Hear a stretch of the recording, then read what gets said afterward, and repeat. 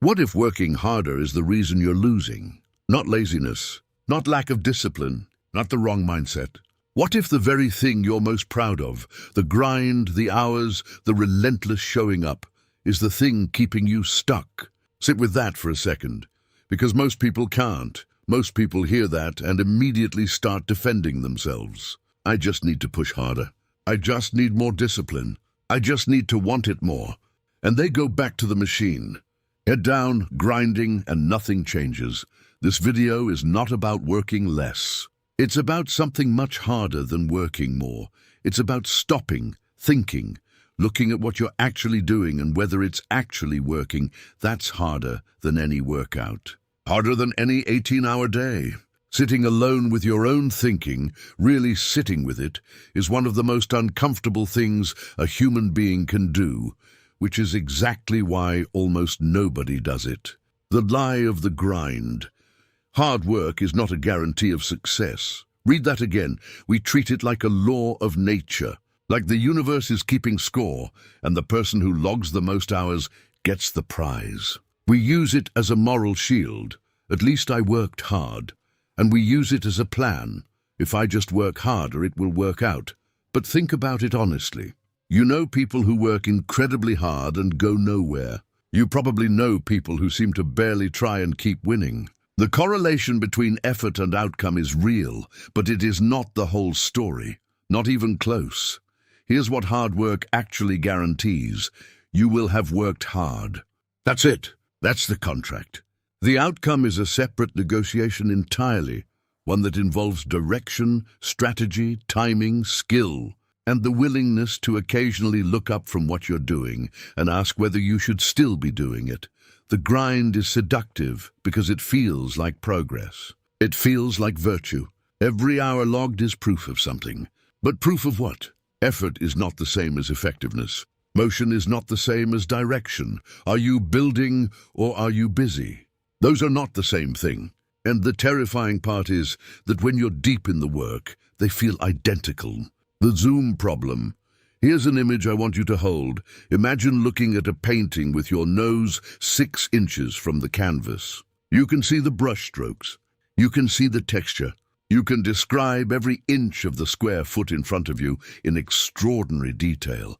But you have no idea what the painting is of. That's what it looks like to work without perspective. The detail is real. The effort is real. You know the brushstrokes better than anyone. But the picture, what it actually is, whether it's working, whether you're even painting the right thing, you cannot see any of that from where you're standing. And here's the thing nobody tells you. The closer you are to your work, the more convinced you are that you understand it. The busyness creates the feeling of comprehension. You're in it. You know it.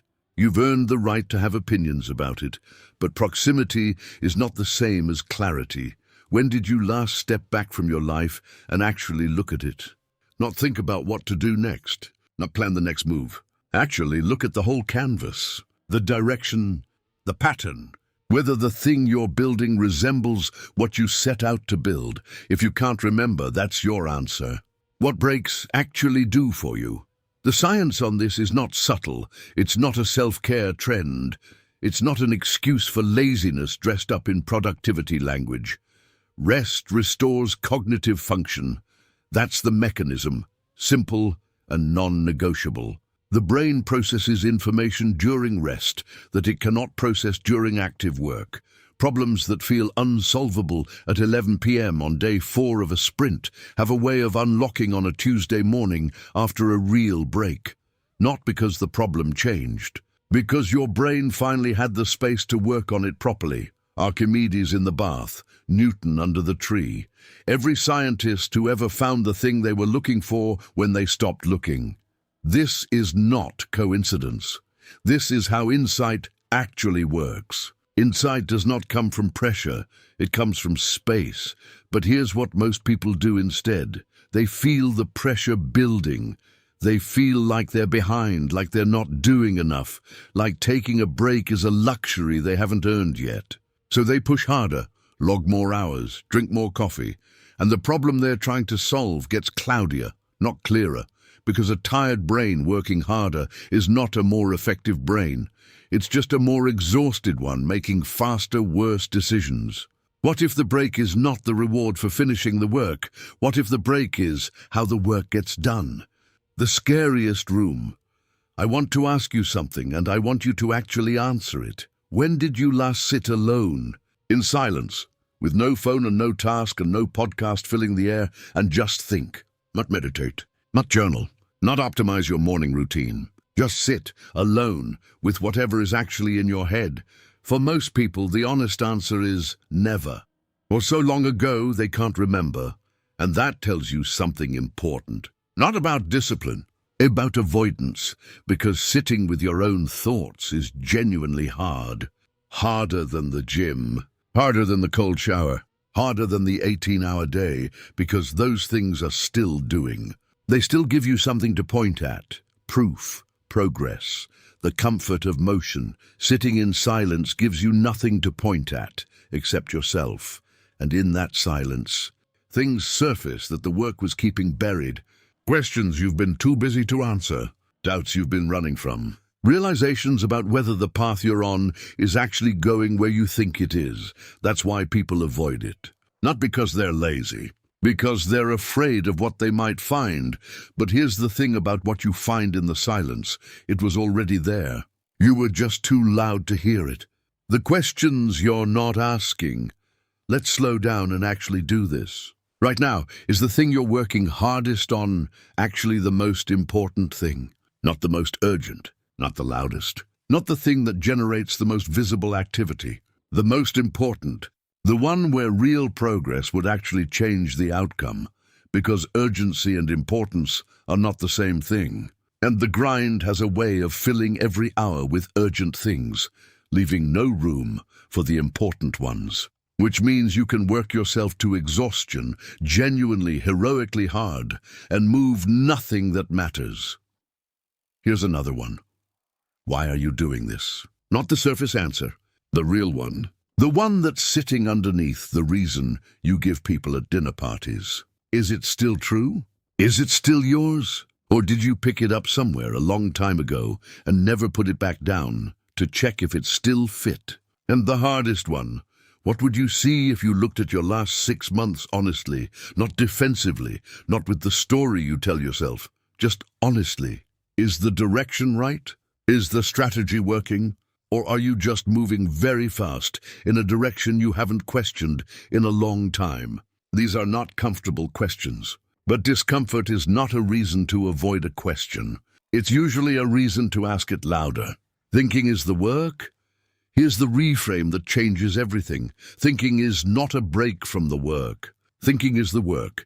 The hour you spend genuinely interrogating your strategy is worth more than 10 hours of executing a bad one. The afternoon you take to step back and look at the whole picture is worth more than a week of nose against the canvas detail work, heading in the wrong direction.